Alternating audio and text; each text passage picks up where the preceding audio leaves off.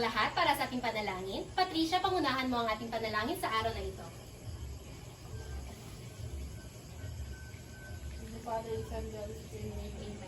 O God, Almighty, behold us, thy loving children, offering thee today our work and studies. Help us, dear Lord, to be obedient to our teachers, kind to our companions, diligent in our studies, that we will merit thy blessing for ourselves, for our school, for our beloved country, the Philippines. Amen. Magandang hapon, mga bata! Magandang hapon po, teacher! Kamusta ang bawat isa? Okay lang po, teacher! Mabuti naman kung ganon. Bago kayo magsiupo, pakipulot muna ng mga basura na makikita ninyo sa sahig. Ayusin ang inyong upuan. At itago ang mga gamit na walang kaugnayan sa ating asignatura. Tapos na ba, mga bata? Opo, teacher! Maaari na kayong magsiupo. Bago ang lahat, ipapakilala ko muna ang aking sarili. Ako nga pala si Binibining Elaine de la Torre. At ako nga pala si Binibining Angela. At ako nga pala si Binibining Ruby. Ako nga pala si Binibining Angeli. At ang panghuli, ako naman ang si Binibining Carmel. At kami ang inyong magiging guro sa araw na ito. Ngayon, mga bata, upang malaman ni teacher kung mayroong lumiban sa araw na ito, kapag tinawag ko ang inyong pangalan, ang sasabihin nyo lamang ay, narito po, guro, at mangyaring tumugon ng katabi kung liban naman ang inyong kamag-aral. Maliwanag ba? Opo, teacher. Rose B, Present. Patricia, Present. Naif, magaling! Walang lumiban sa araw na ito. At dahil dyan, bigyan ninyo ang inyong sarili ng 5 bagsak. Upang magkaroon tayo ng maayos na daloy na talakayan, ay may mga alituntunin tayong kinakailangan sundin. Mga bata, ano ang inyong dapat gawin kapag si teacher ay nagsasalita sa harapan? Teacher, makinig. Tama! Ano naman ang inyong gagawin kapag mayroon tayong mga pangkatang gawain? Teacher, mag-cooperate po, teacher. Tama! Kinakailangan nyo mag-cooperate. At ano naman ang inyong gagawin kapag may nais kayong itanong o nais ninyong sumagot? Teacher, raise your right hands if you want to answer po. Tama! Sa pagtataas mo ng kamay, ganito ba, mga bata? Hindi po! Kailangan po ay ganito upang makita ni teacher. Maliwanag ba? Opo, teacher! Ngayon, mga bata, ano ang nakikita ninyo sa gawin ito? Teacher, may 2 bata po nagpo-computer. Ano pa? Meron po mga bulb, teacher. Tama! Ang tawag dito ay bulb ng kaalaman. Ngayon, ipapakilala ko sa inyo si Lino at Lina. Sila ay mahilig gumamit ng computer at internet. Ngunit, hindi pa nila alam ang paggamit ng responsable at ligtas. Kaya ang inyong misyon ay tulungan silang matuto. Hahatiin ko ang klase sa 2 pangkat. Ang pangkat 1 ay magsisimula sa gawing ito, at ang pangkat 2 naman ay magsisimula sa gawing ito. Bawat tamang sagot ninyo ay magiilawan ang mga bumbilya sa taas ng ulo ni Lino at Lina. Gusto nyo ba iyon, mga bata? Opo, teacher. Kaya ano ang dapat ninyong gawin upang matulungan natin si Lino at Lina? Mag-participate, teacher. Tama, meron pa ba? Teacher, magtulungan sa pangkatang gawain. Tama, kinakailangan ninyong mag-participate at magtulong-tulong upang matulungan natin si Lino at Lina na mapailaw ang kanilang bumbilya. Ngayon, mga bata, handa na ba kayo? Opo, teacher! Ngayon, mga bata, tayo ay maglalaro. Gusto nyo bang maglaro? Opo, teacher! Ang tawag sa ating laro ay tamang gawa, tamang galaw. Makinig na mabuti sa ating panuto. May 2 aksyon kayo na gagawin. 2 palakpak, kung ang aking binasang sitwasyon ay nagpapakita ng tamang galaw o ligtas at responsableng paggamit ng ICT. At 2 padya, kung ang aking binasang sitwasyon ay nagpapakita ng maling gawain. Ngunit mahalagang paalala, mga bata, hintayin ang aking bidyat sa bilang ng 3, 1, 2, 3, bago gawin ang alinmang mga aksyon. Maliwanag ba, mga bata? Opo, teacher! Ngayon, magtalaga ng 2 kinatawan sa bawat pangkat na siya magre-representa sa inyong grupo. Meron na ba, mga bata? Opo, teacher! Para sa pangkat 1, sino ang inyong kinatawan? Maaari bang tumayo kayo? Para sa pangkat 2, sino ang inyong kinatawan? Okay. Okay, mga bata, nakikita niyo ba itong papel na ito? Opo, teacher. Okay, so itong papel na ito, may nilalaman mga sitwasyon na sasagutin ninyo sa larong ito. Mga bata, ano nga ulit ang gagawin kung tama ang gawain? 2 palakpak. Ano ano naman ang dapat gawin kung mali? Okay, so muli hihintayin ang hudyat ni teacher pagkatapos ni teacher magbilang ng 1, 2, 3 bago kayo gagalaw. Maliwanag ba mga bata? Opo, teacher. Okay, so magsisimula na tayo. Hindi mo binuksan ang mga email na galing sa hindi mo kilala. 1, 2, 3. Okay, so ang pangkat-1. Nag-click ka ng pop-up ad na nagsasabing nanalo ka ng libreng cellphone. Okay, pangkat-2. Nagla-log out ka sa iyong account bago ka umalis sa computer shop.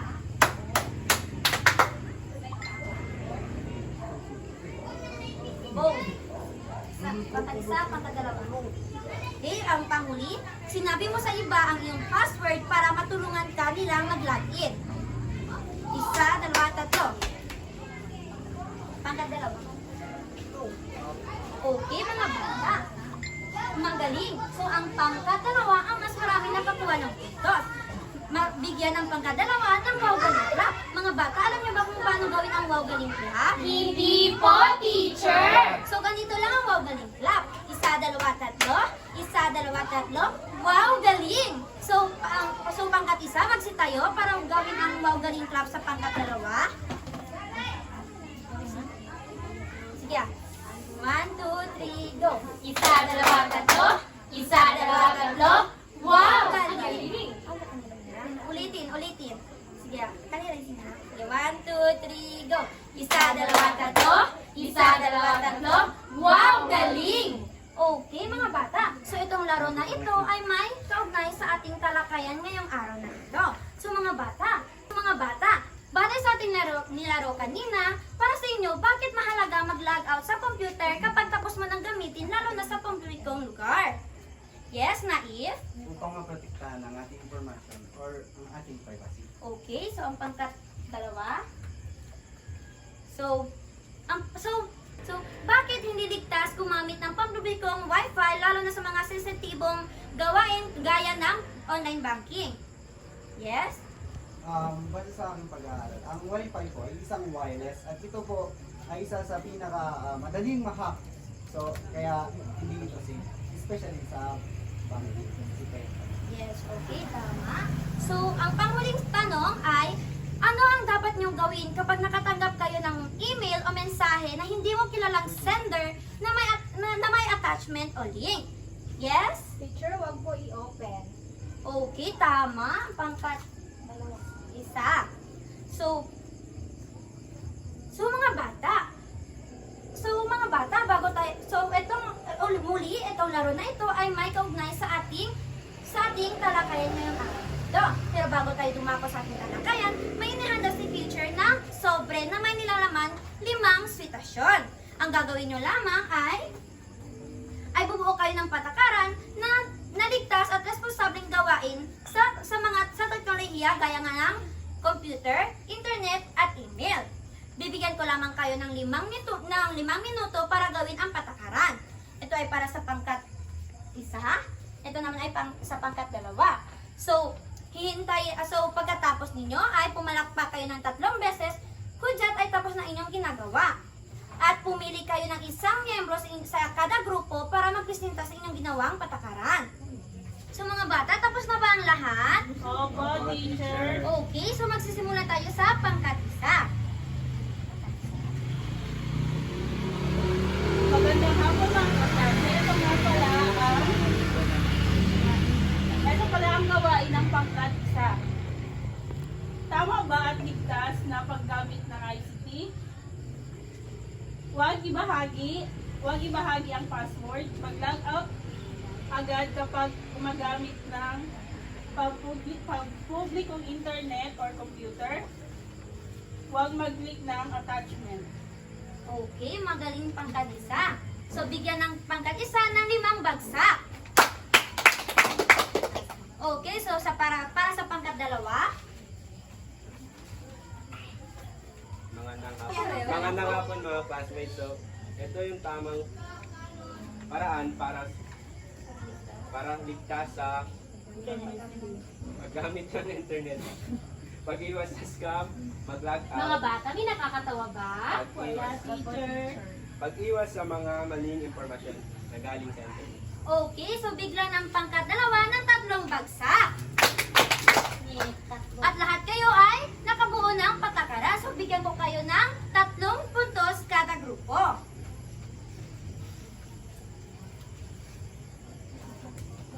Okay mga bata, so itong aktibidad na ginawa ninyo ay may kaugnay din sa ating talakayan ngayong araw na ito.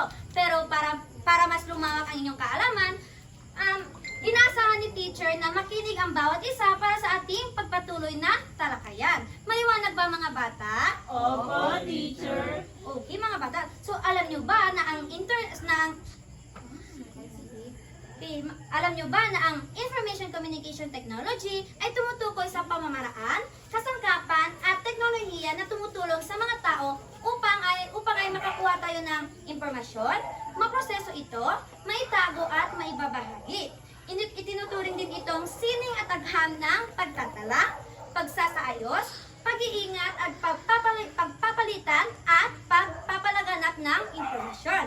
Kasiyasiyang gawain ang paggamit ng teknolohiya, ngunit ito ay may kasalit ng mga salik ang paggamit ng mga ito. So, ang ilan sa mga ito ay una, ang exposure o pagkalantad ng mga di nang angkop ng materyales.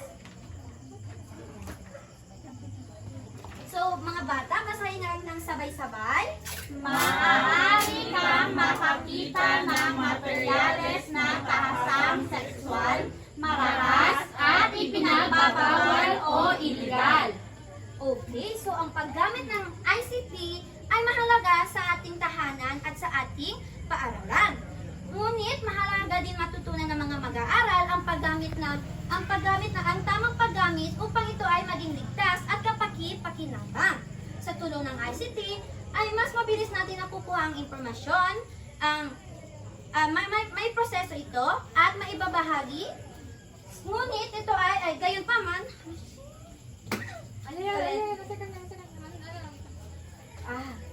Okay. So ang paggamit ng ICT okay. So ang paggamit ng ICT what am I going to say? So ang paggamit ng ICT ay mahalaga. Okay, go. 1, 2, 3, go. So ang paggamit ng ICT ay mahalaga sa ating paaralan at sa ating tahanan. Ngunit mahalaga din matutunan ng mga mag-aaral ang tamang paggamit upang ito ay maging ligtas at kapaki-pakinabang. Sa tulong ng ICT, mas mabilis natin nakukuha, maproseso at maibabahagi ang impormasyon. Gayunpaman, may mga panganib din tulad ng exposure na hindi angkop na materyales gaya ng marahas, sexual at di nilalamang mga na impormasyon. Kaya mga bata, dapat natin pag-isipan ang responsableng paggamit ng teknolohiya para tayo ay manatiling ligtas at maiwasan natin ang mga negatibong epekto nito. Maliwanag ba mga bata? Opo, teacher. Ngayon mga bata, ang tatalakayin natin ay tungkol sa virus, adware at spyware. Maaari mo bang basahin lahat? Maaaring makakuha ng virus sa paggamit ng internet na Maaaring makapinsala sa mga files at memory ng computer at makasira sa maayos itong paggamit. So ang virus, ito ay sa paggamit ng internet ay may masasamang programang nadudulot ito. Katulad ng virus, adware at spyware. Ang virus, ito ay parang sakit sa computer. Kapag ito ay meron yung computer, maaaring bumagal ang pagtakbo o makakasira ng inyong file. Maliwanag ba? Opo, Teacher. Ang adware naman, ito ay mga hindi ka nais-nais na advertisement na makikita nyo sa computer habang kayo gumagawa ng file, ay bigla-bigla na lang to pumapop out. Maliwanag ba? Opo, teacher. Ang spyware naman, ito ang mga hindi ka nais-nais. Ito naman ang palihim na kumukuha ng impormasyon tungkol sa inyo or mga personal na detalye. Maliwanag ba? Opo, teacher. Okay, so may katanungan. So ngayon, upang malaman ni teacher kung may naintindihan kayo sa aking talakayan, may dalawang katanungan si teacher. Anong mangyayari sa inyong computer pag nagkaroon ng virus? Teacher, Yes? maaaring masira ang file o bumagal ang takbo ng computer. Magaling. So bigyan natin si Rosemary ng isang Jollibee Clap. Alam nyo ba ang Jollibee Clap? Opo, teacher! Ang Jollibee Clap ay ganito. Isa, dalawa, tatlo. Isa, dalawa, tatlo. Bida, ang saya. Maaari ba kayong tumayo at gayahin si teacher? Okay, ang simula. Isa, dalawa, tatlo. Isa, dalawa, tatlo. Bida, ang saya. Okay, magaling. So ang dalawang katanungan ko is, anong programa ang palihim na kumukuha ng impormasyon sa inyo? Yes?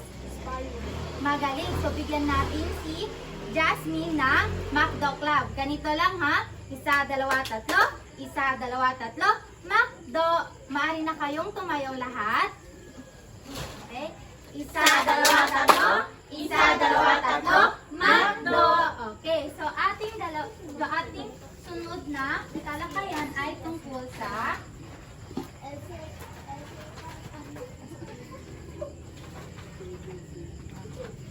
maaari nyo bang basahin lahat? Pandinig at pananakot o harassment at cyberbullying. Basahin ulit. Maaari ka ring makaranas ng cyberbullying o nalagay sa peligro dahil sa pagkikipag-ugnayan sa mga hindi kakilala. Okay. So alam nyo ba, paggamit ng internet o alam nyo ba mga bata, kapag gumagamit kayo ng inyong apps na para makikipag-usap sa iba, mahalagang paalala na mag-ingat kasi meron mga tao na nananakot or nambubuli sa inyo. Kapag ito ay tinatawag na cyberbullying o harassment. Ito ay pagkakalat ng mga larawan o masasakit na salita sa online o mga message nyo tulad sa mga kaibigan nyo na hindi nyo naman dapat i-share sa iba ay nagkakalat. Ito ay tinatawag na cyberbullying o online harassment. Maliwanag ba? Opo, teacher! Pag ito ay nangyari sa inyo, dapat magsabi kayo sa inyong guro or sa inyong mga magulang upang magampanan or upang matulungan yung nag-spread na mga false rumors sa inyo. Naliwanag ba? Opo, teacher! Okay, so may dalawang katanungan ulit si teacher. Anong tawag ulit sa mga pananakot or kumakalat ng mga larawan sa online? Yes? Cyberbullying or harassment, teacher. Magaling. Ano dapat gawin kapag ito ay nangyari sa inyo? Yes? Isumbong po sa teacher or sa magulang po. Okay, magaling. So, salamat sa pakikinig mga bata. So ngayon mga bata, kaya natin ngayong araw ay ang pagdanakaw ng pagkakilanlan o identity theft. So mga bata, pakibasa. Magkaroon ng malinaw na patakaran ang paaralan sa paggamit ng computer, internet at email. Okay, so ang identity theft, ito ay kapag yung ibang tao ay ginagamit or kinukuha ang inyong personal na informasyon para gamitin ito sa masama o krimen. So ang dapat natin gawin ay dapat naging maingat tayo sa paggamit ng computer, emails at internet. At dapat palagi tayo mag-check ng mga website na natin ginagamit kung ito ba ay tama or ligtas. At dapat gamitin din natin yung internet filters. At magpapag-ugnayan tayo sa ating mga kakilala lamang at hindi yung mga stranger. Maliwanag ba mga bata? Opo, teacher. So ngayon, ano nga ulit ang identity theft? Yes, Mark Ivan? So yung identity theft, teacher, ay ito po yung kapag yung ibang tao ay kinuha or ginamit yung personal information mo at ginamit ito sa krimen or sa tama krimen. Magaling. So bigyan si Ivan ng amazing clap. Alam nyo ba kung ano yung amazing clap mga bata? Hindi po, teacher! So ganito lamang ang amazing clap. Isa, dalawa, tatlo. Isa, dalawa, tatlo. Zing, zing, zing. Amazing! So maaari ba kayong tumayo mga bata? So, 1, 2, 3, 1, 2, 3, zing, zing, zing, amazing! Ngayon mga bata, ang susunod natin tatalakayin ay ilang bagay na dapat isaalang-alang para sa ligtas na paggamit ng internet. Una ay, basahin nga ng sabay-sabay, Ipagbawal ang pagdadala ng anumang pagkain o inumin sa loob ng computer laboratory. Sa tingin niyo mga bata, bakit kaya ipinagbabawal na magdala ng pagkain o anumang pagkain o inumin sa loob ng computer laboratory? Yes, Naif? Upang hindi masira ang mga hardware na computer. Tama! Gaya nga ng sinabi ni Naif, kaya ipinagbabawal ang pagdala ng anumang pagkain o inumin sa loob ng computer laboratory upang hindi masira o mabuhusan ng anumang inumin ang ating computer. Maliwanag ba mga bata? Opo, teacher! Para sa pangalawa naman, basahin na sabay-sabay. Alamin ang pagkakaiba ng publiko at pribadong impormasyon. Okay mga bata, pag sinabi natin publikong impormasyon, ito ay, ang mga nakapaloob dito ay ang mga pangalan ng paaralan, lungsod o trabaho. Kapag sinabi natin publikong impormasyon, ito yung mga impormasyon na pwede natin ibahagi sa iba. Pero kapag sinabi naman natin na pribadong impormasyon, ito yung mga impormasyon na hindi dapat natin ibinabahagi sa iba katulad ng address, password at contact number. Maliwanag ba mga bata? Opo, teacher! Mga bata, ang sunod natin, maaari nyo bang basahin mga bata? Gamitin lamang ang mga ligtas na internet search engine. Na mga bata, kailangan natin gumamit ng mga ligtas at internet na search engine, katulad lamang ng Google Scholar or mga internet na angkop sa inyong mga bata, Maliwanag ba mga bata? Opo, teacher! Susunod naman, Pumili ng password na mahirap mahulaan at palitan ito kung kinakailangan. mga bata, kailangan natin gumawa ng password yung mahirap hulaan, mahirap is-scam tayo. Mga bata, kailangan natin gumamit ng password katulad ng birthday, mix-up ng pangalan natin. Maliwanag ba mga bata? Opo, teacher! Ngayong mga bata, upang malaman ni teacher na alam niyo na ang ligtas at responsableng gamit ng ICT, may dalawang katanungan si teacher. Ano ulit ang responsableng gamit ng ICT? Yes, Nair? Sa mga natutunan ko sa responsableng gamit ng ICT ay ang hindi pagbigay ng ating information or password. Magaling, bigyan natin si Nair ng 5 baksak. Okay, ang dalawang katanungan naman, magbigay ng mga halimbawa na makakapasok ng mga program na nakakasira sa inyong computer. Yes, virus po.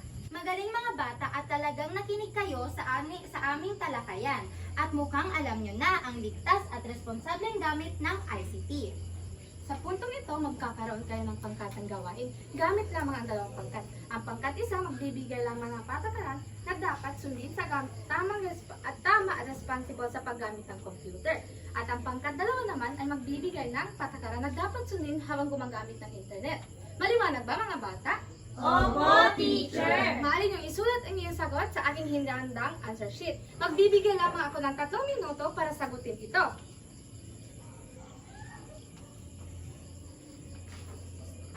Tapos na ba mga bata?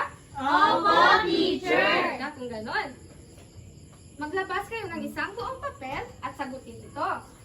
So ngayon, para malaman natin kung kayo ba ay may natutunan at kung kayo ba talaga ay nakikinig. So magkakaroon kayo ng pagsusulit. So pakikuhain yung isang buong papel.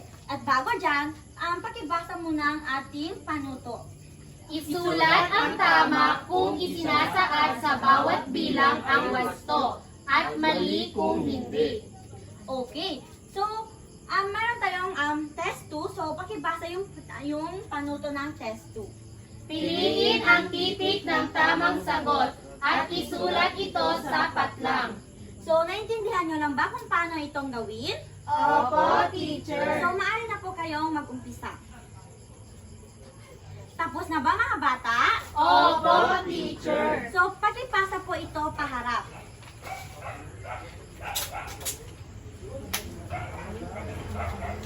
So, ngayon, pakikuha ang inyong kwaderno ng EPP. pakisulat ito. So, pakisulat inyong takdang aralin.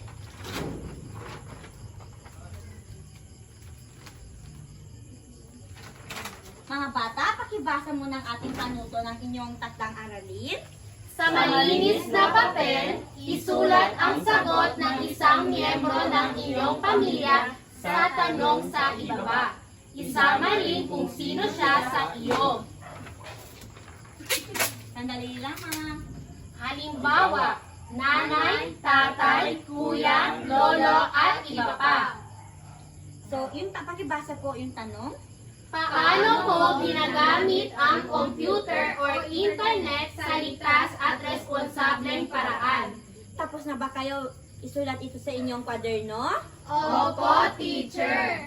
Okay. Ngayon, mga bata, ay babalikan natin ang inyong insentibong chart. Titignan natin kung kaninong pangkat ang nabwagi. Ngayon, bilangin natin ng sabay-sabay ang sa pangkat isa. 1, 2, 3, 4, 5, 6, 7, 8, 9, 10. Magaling pangkat isa at kayo ay nakalikom ng 10. Para sa pangkat dalawa naman, 1, 2, 3, 4, 5, 6, 7, 8, 9, 10, 11, 12. magaling pangkat dalawa at kayo naman ay nakalikom ng 12. At dahil dyan, halata naman kung sino ang nanalo at ito ang pangkat dalawa. Dahil dyan, bigyan natin ang pangkat dalawa ng good job clap. Sabay-sabay natin gawin. Alam nyo ba iyon mga bata? Hindi po, teacher. Ganito lamang yun mga bata. G-O-D-J-O-B, good job, good job, good job, good job, good job. Ngayon, magsitayo ang lahat. 1, 2, 3. G-O-D-J-O-B, good job, good job, good job, good job, good job. Ngayon, manatiling nakatayo. Pakipulot ang mga basura na makikita sa ilalim ng sahig. Ayusin ang inyong upuan. Tapos na ba mga bata? Opo, teacher. Paalam na mga bata. Paalam.